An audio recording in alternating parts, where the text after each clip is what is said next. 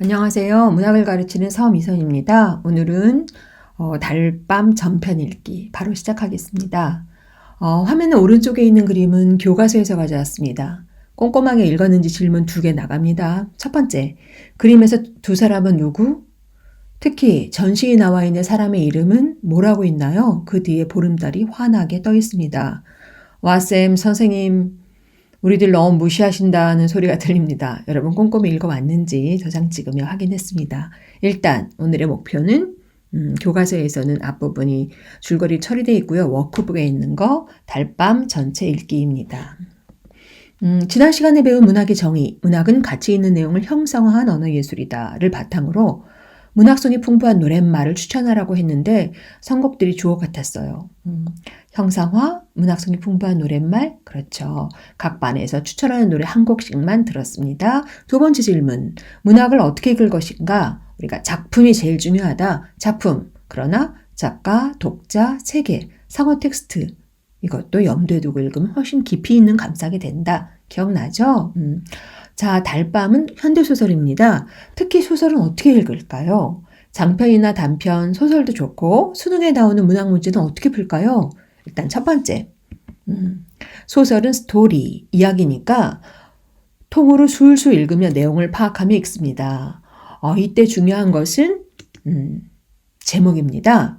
여러분 중학교 3학년 때 배웠던 운수 좋은 날, 제목에 많은 것을 말해주고 있죠? 그렇다면 달밤은 왜 달밤일까요? 달밤이 나오는 대목엔 저절로 집중이 되겠죠? 그 다음에는 문학은 가치 있는 내용을 형상화했다. 구체적으로 그려 보여줬다. 그러니까 어떻게? 연상하며 읽는 거죠. 글로만 적혀있는 소설을 마치 드라마, 영화를 만들듯이 눈으로 읽으면서 한편의 영화가 상영되는 것처럼 각 장면의 상황, 인물의 대화를 직접 이미지로 그려보는 것이 좋습니다. 그 다음에 중요한 게 그렇죠. 소설의 3요소, 인물, 사건, 배경 정도를 파악하면 좋죠. 쌤은 문학 문제 풀 때 중심 인물은 꼭 동그라미, 그 다음에 시간, 공간적 배경은 네모 이러면서 관계를 파악하면 있습니다. 인물, 운수 좋은 날의 김첨지 어떤 사람이었나요? 김첨지가 운수 좋은 날, 실제는 운수가 가장 나쁜 날이었죠. 계속 손님이 줄을 잇는 바람에 사건은 비극으로 치닫고 말죠. 사건의 전개도 중요합니다. 사건의 전개, 구성에 해당하는 발단, 전개, 위기, 절정, 결말, 갈등이 최고조에 다른 게 절정. 그렇죠. 운수 좋은 날의 배경은 1920년대 서울에서 인력거꾼으로 살아가는 가난한 하층민의 사회적 배경을 다룬 소설이기도 합니다. 여러분 선생님이 중학교 때 운수 좋은 날 다 배웠다 치고 하는데 잘 모르겠는 사람 한번 찾아보세요. 그렇죠. 그 다음에 형식 요소, 그렇죠. 그 다음에 이제 형식 요소 조금 더 깊이 있게 모르면 선생님이랑 같이 하면 돼요. 시점, 누구의 눈으로 누가 서술하는 이야기야? 그렇죠. 운수 좋은 날은 마치 전지적인 신이 김첨지의 속 심리를 다 보여주는 전지적 작가 시점이었어요. 특징적 표현, 운수 좋은 날은 운수가 좋지 않은 반어적인 표현이었죠. 그렇다면 달밤에서는 주인공은 누구? 황수건. 서술자는 누구? 내가 바라본 황수건의 이야기. 별로 어렵지 않습니다. 자, 달밤입니다. 이제 바로 여러분 워크북. 여기서 우리가 달밤 먼저 여러분 읽었죠. 날개 질문 단다고 그랬을 때 인물, 배경, 그렇죠. 성북동. 1930년대 달밤 사건 알죠. 구성 가장 절정인 부분이 어디야? 갈등. 이 소설은 누구와 누구의 갈등? 나와 황수건의 갈등은 아니죠. 시점 누구의 눈으로 이어진 건가? 주목해서 본문을 꼼꼼하게 읽겠습니다. 바로 들어가겠습니다. 여러분 워크북 3쪽 준비하세요. 그렇죠.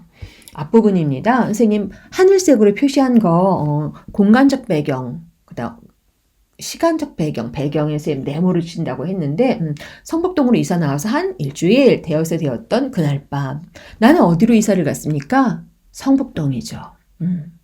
그런데 2번 내가 여기를 시골이라고 생각한 까닭은 선생님 노란색으로 써놨죠. 황수건이란 사람을 이날 저녁에 처음 봤기 때문입니다. 원래 그 대처역이 그렇죠. 서울 같은 대처에서는 야 어디 창피하게 밖에 나돌아다녀 그러면서 그쵸. 조금 모질하는 사람은 밖에 돌아다니지도 못하게 하는데 시골에서는 그러려니 그렇죠. 그러니까 황수건 같은 사람들이 눈에 보이니까 내가 정말 시골에 왔구나. 근데 중요한 거는 맨 마지막 부분이죠. 그 우둔하면서도 천진스러운 눈을 가지고 자기 동리에 처음 들어서는 손님에게 가장 순박한 시골의 정치를 돋워주는 것이었다. 순박하다라고 얘기했는데 황수건을 만나고 촌스러운 시골이라고 생각했는데 여기서 촌스럽다라고 하는 거를 그렇죠. 어감이 중요하죠. 황수건의 약간 모자라지만 순박한 면을 좋게 보고 있습니다. 황수건을 우둔하고 천진한 황수건을 애정하고 있습니다. 첫 만남부터 그러네요. 그 다음 그날 밤, 그 밑에 그날 밤 찾았나요? 하늘색은 네모, 10시, 그쵸? 황수건이 내게 처음으로 찾아온 때는 몇 시예요? 성북동으로 이사 나온 밤 10시. 그렇죠. 근데 오자마자, 이댁이 문안이라고 하는 게 뭐예요? 그렇죠. 선생님이 써놨는데, 경복궁을 중심으로 한양의 중심 중의 중심, 세도가 떵떵거리는 사람들이, 많이 배운 사람들이 사는, 부자 사람들이 사는 그런 동서남북, 동대문, 흥인지문, 남, 숭례문, 서대문, 돈의문이라고 해요. 북, 숙정문, 청와대 근처. 이렇게 경복궁을 중심으로 네 사대문 안쪽에 있는 사람들은 세도가. 그 다음에 성북동은 사대문 바깥에 조금 변두리였어요. 그러니까 지금 황수건의 직업은 당연히 신문 배달부고 질문 6번 왜 성북동 건너에서 찾았을까? 성북동으로 바로 오지 않고 선생님이 노란색으로 줄쳐놨죠. 왜 이런 쬐끄만 집을 사고 가겠쇼? 내가 알았다면 이 아래 큰 계야집도 많은 거립쇼. 이건 뭐예요? 그렇죠. 왜 건너에서만 찾았을까요? 아마도 내가 기와집이 있는 사대문안 성북동 건너에 산다고 생각했겠지요. 공부 많이 한 높은 사람이니까 지레짐작으로 건너에서 찾는다고 신문 갖고 헤매다가 밤 10시에 온 겁니다.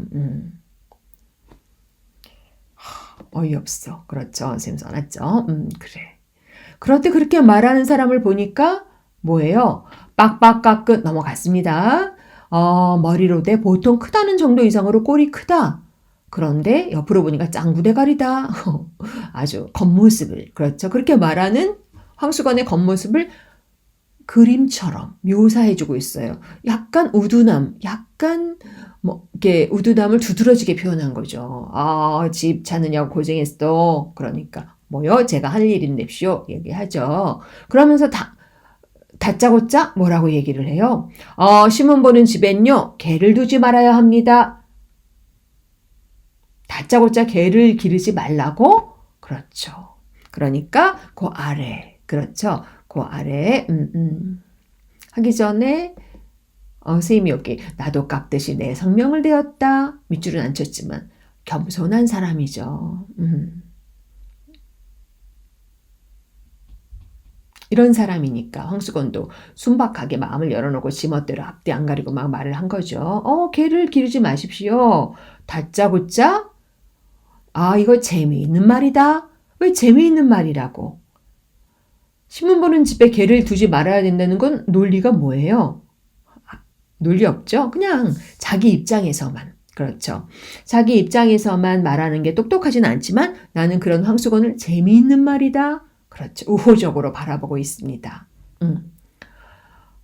은행에 다니는 그 집에 갔다가 망아지만한 개가 있어. 혼났나 보지. 막 깨물려고 덤비니까. 그러면서 뭐라고 얘기해요. 이 양떡을 먹여대야 될 텐데 손을 주먹 콱 쥐면서 그쵸? 양떡을 먹여대야 될 텐데 하는데 말은 그렇게 거창하게 하지만 그 밑에 또 묘사한 부분이 나오네.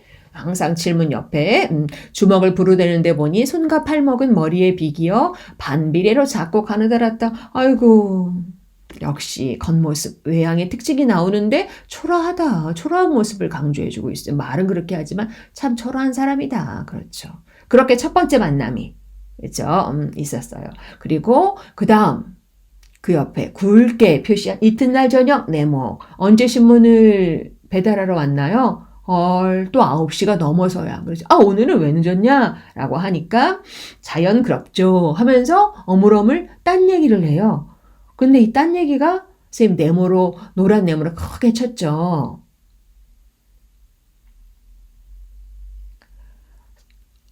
황수관은 그 늦은 시간에 누가 물어봤나? 뭐 이런 말을 하죠. 자기가 삼산학교에 있다가 쫓겨났다는 거. 지금은 보조 배달부고 식구가 무려 7. 아버지, 어머니, 형님 내외, 조카 하나, 자기 내외 이렇게 7명. 별명은 황수건이니까 그렇죠. 동네 사람들이 노랑수건이라 라고 자랑스럽게 얘기를 하고 있는 거예요. 그렇게 이제 한참 말을 하고 있는데 집에 갈 생각을 하네. 신문 다른 집에도 갖다 줘야 되지 않나? 그쵸. 선생님이 여기에다가 과거 이야기를 압축적으로 보여준다. 그쵸. 설명해주고 있죠. 그러니까 이제 우리 집에서는 그랬지. 그까지 반편과 무슨 대꾸를 해가지고 그러느냐 하고 얘기해요. 그럼 반쪽이 덜 떨어진 사람한테 무슨 대꾸를 그렇게 하냐? 그렇지만 나는 그를 어떻게 생각하는가? 나는 어떻게 생각해요? 나는 그런 황수건이 좋습니다. 그렇죠. 좀 모자라도 열심히 이야기하는 모습이 우습고도 좋아서 기분이 거뜬해지는 것도 좋았고 한참씩 그 말을 받아주고 그와 짓거리는 게 좋았어. 그렇죠. 친근하게 긍정적으로 생각하죠. 하루는 쭉 아래에 하루는 그렇죠.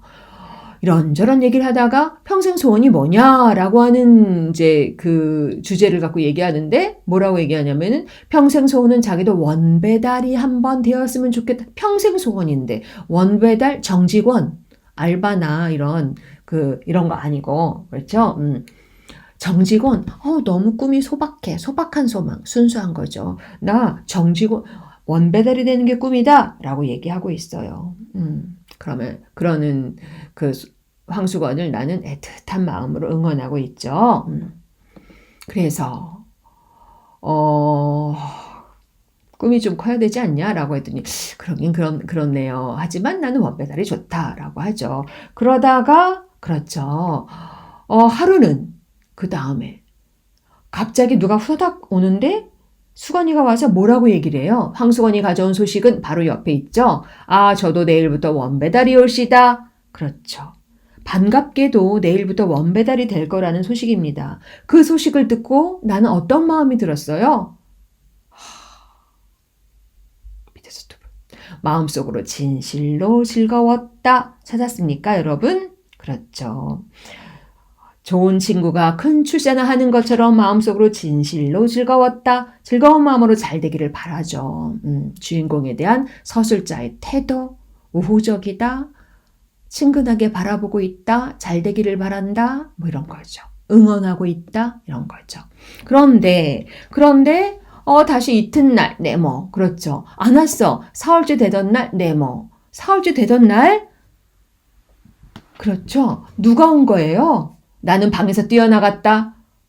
황수건 대신 누가 왔어요? 새로운 신문 배달부죠. 자긴 그것도 모르고 원배달이 돼서 온다니까 방에서 뛰어나갔죠. 황수건이 아닌 다른 신문 배달부가 와서 보조 배달부에서도 떨어졌다고. 똑똑하지 못한 사람을 누가 쓰냐? 밑부분. 그까짓 반편을 어딜 맡깁니까? 그까짓 모자란 녀석을 배달부로 쓰려다가 똑똑지가 못하니까 안 쓰고 말았나 봅니다 하고 신드렁하게 전합니다. 그렇죠. 내 마음은 어땠어요? 바로 옆으로. 그렇죠. 보조 배달부에서도 떨어졌다니까 내 마음은. 그렇죠. 선생님이 전체를 노란색으로 우리도 한번 해봅시다. 나는 가까운 친구를 먼 곳에 보낸 것처럼 아니 친구가 큰 사업에나 실패하는 것을 보는 것처럼 못 만나는 섭섭뿐이 아니라 마음이 아프기도 하였다. 그 당사자와 함께 세상의 야박함이 원망스럽기도 했다. 그렇죠? 밑에다 써놓지.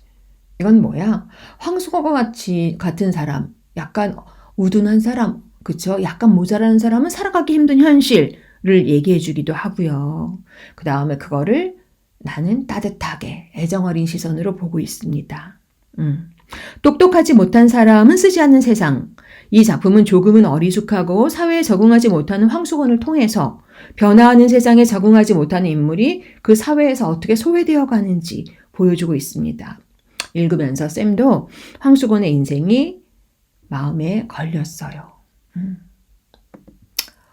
그런데 이제 수건이에 대해서 들은 얘기 뭐 이런 게 중간중간에 삽입되지.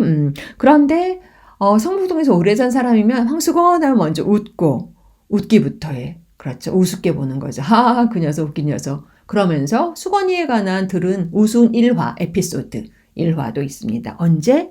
삼산학교 급사로 있을 때. 여러분 이거 읽었죠? 말이 돼 이게? 그렇죠. 기억나죠? 도항로국에서 나온 시학관과 황수건이 대화를 나누는 장면 연상해서 한번 읽어보세요. 사람들과 이야기를 나누고 싶어서 잘 하지도 못하는 일본말을 더듬거리는 황수건. 처음에는 수건이를 제대로 대하지만 마침내 화를 내고 마는 시학관의 모습. 쌤이 옆에다가 센세이야 오하요 고자이마스까? 히히 아메가 후리마스. 유키가 후리마스까? 히히. 살이 분별력이 떨어진다. 상황 판단이 안 돼. 그러면 안 되지. 그렇죠. 학교에 온 손님인데 자기가. 수건이는 왜 학교에서 쫓겨나게 됐을까요? 그 버릇을 고치지 못해서 그에 쫓겨나고야만 것이다. 상황 파악 못하고 일본어 연습만 하고 그러니까 그렇죠. 하라는 자기 일은 안 하고 물색 없이 난처한 지경을 만들어서 해고된 거지. 한 번은 그렇죠. 그리고 또 재밌는 얘기 그렇죠. 한 번은 네모 언제 일어난 거예요? 선생님 나오니까 삼산학교 급사로 있을 때죠. 황수건은 왜 종을 당겨서 쳤을까요? 바로 옆에 보자. 그때 황수건의 심리를 상상해 보세요. 황수건은 너네 색시 달아난다 라는 어느 선생님의 장난말을 사실로 믿고 자기 색시도 달아날지 모른다는 생각에 조바심이 났을 것입니다. 그래서 집에 빨리 가려고 종을 빨리 찼던 것이니까 어리숙하고 순박한 우스운 일하죠. 그렇죠. 아무튼 다시 이제 다 떨어졌어. 근데 하루 다시 네모. 그렇죠. 잊어버리고 있는데 이땐 언제야? 얼굴도 못 보고 다른 사람이 신문 배달을 온 이후인데 이 선생님 갭쇼 하고 수건이 찾아왔어. 그렇죠.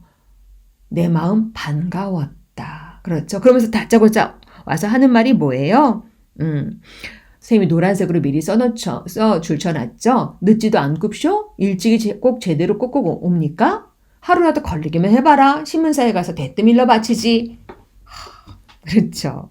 황수건은 새 배달원이 제때 꼭꼭 오는지 묻습니다. 순박한 마음 그대로 이런 거 뭐라고 할까? 잘하나 못하나 경쟁, 질투. 그렇죠. 맨 마지막 제 대신 들어온 급사가 저보다 근력, 힘이 셉니까? 세겠죠? 이렇게 말하는 거죠. 근력이 세냐? 묻더니 그 다음에 그렇죠. 어쩌냐겐 큰 돌멩이 하나를 굴려다 삼산학교 대문에다 놨다. 왜 대문에다 놨을까요? 그렇죠. 황수건 방식으로 자기보다 힘이 센지 알아보려는 생각인데 근데 여기서 선생님이 읽다가 그렇죠. 나처럼 억지로 굴려다 버렸는 나는 힘이 딸려갖고 빈약한 그렇죠. 돌멩이가 무거워서 굴려다 놨는데 번쩍 들여다 버렸는지 이런 얘기 허튼 소리를 하고 있어요. 그렇죠. 이 작품에서 황수건은 현실에 패배하는 인물로 그려지지만 그에게서는 현실에 잘 적응하지 못하는 인물들이 지니지 못하는 어떤 따뜻함이 있습니다. 그렇죠. 바보만이 아니라 와갖고 그렇죠. 누구와도 정서적 교감을 나눌 수 있는 정감이 있는데 그를 단적으로 보여주는 게 수건이의 말 많은 거. 황수건은 나에게 자기 보호의 방어적 자세를 취하지 않고 자기 사정을 있는 그대로 거리낌 없이 이렇게 얘기합니다. 이런 격이 없는 어떤 태도는 황수건의 어리숙한 면이기도 하지만 나로 하여금 마음을 열고 공감하게 합니다. 그래서 나는 황수건한테 그렇죠. 마음을 열고 호의적으로 생각하죠. 질문. 왜 수건이가 찾아왔대요? 황수건이 나를 찾아오는 이유는 바로 옆에 댁에선 우두를 넣지 말라고 왔었죠. 그렇죠. 여러분 근거가 우드를 넣으면 사람이 힘이 없어진다. 뒤늦게 나왔네. 그치? 알아보기 위해 근거가 뭐야? 과학적 근거는 없습니다. 다만 나한테 도움을 주고 싶은 마음에 그렇죠. 자신의 생각 우드를 맞으면 그렇죠. 힘이 없어지는데 하는 자기 생각을 조언처럼 말합니다. 단순하고 우둔하면서 따뜻하고 순수한 그런 마음을 지니고 있는 인물입니다. 누가 그래요? 그랬더니 저 아래 기운이 장사인데 그렇다. 이렇게 얘기를 하죠. 그러니까 뭐라고 얘기해. 중요한. 난 요 대목이 참 좋아요. 요 문장이. 그렇게 용한 생각을 하고 일러주어 왔으니 아주 고맙소. 용한. 기특하고 장한. 그렇게 기특한 생각을 하고 나한테 말해주러 왔으니까 정말 고맙다. 여기서는 나라는 인물이 더 훌륭하네. 그렇죠? 어떻게 생각하는 거예요? 그렇죠. 내 생각을 하러 와. 여기까지 왔나? 마음 씀씀이에 대한 고마움, 그의 생각을 존중하고 있죠. 그러면서 그래서 삼산학교에 다시 들어갈 거냐 그랬더니 그런 고용인 고스카이는 일본 말이다. 누가 고용인 노릇을 하냐 돈만 있으면 미천만 있으면 삼산학교 앞에 가서 버젓이 장사를 할 텐데쇼. 황수원이 돈이 있으면 하고 싶은 거 자영업을 하겠다, 장사하겠다, 고용되어 일을 하느니 장사를 하겠다. 그러니까 이제 그 다음에 무슨 장사? 그러죠. 그랬더니 참이 장사, 참외, 군밤, 떡, 습자지, 도화지, 문방구 학교 앞이니까. 그렇죠. 아이들이 나 좋아한다. 그래요. 그 얘기를 듣고 나는 그날, 그렇죠.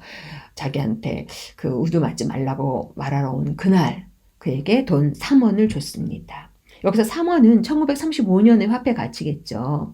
그리고 참외 장사라도 하라고. 그러니까 순박하게 덩실덩실 춤을 추면서 뛰어나오고 그 다음날 그 이튿날 뭘 갖고 왔어요? 참외 3개를 갖다 두고 갔어요. 여기서 참외 3개는 뭐예요? 뭘 나타내 주는 거예요? 그렇죠. 고마움의 표시죠.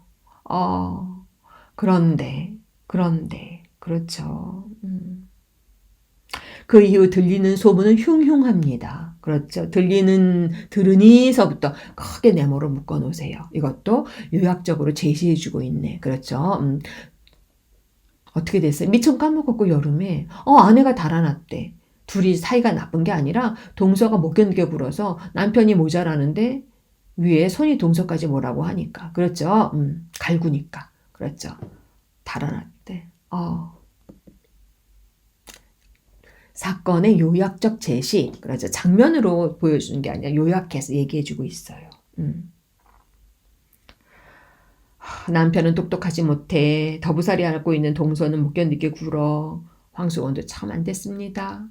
그리고 요 며칠 전 밤 네모 한 달 만에 수건이가 또 우리 집을 찾았는데 이번에는 뭘 갖고 왔어요? 포도 동그라미. 그렇죠.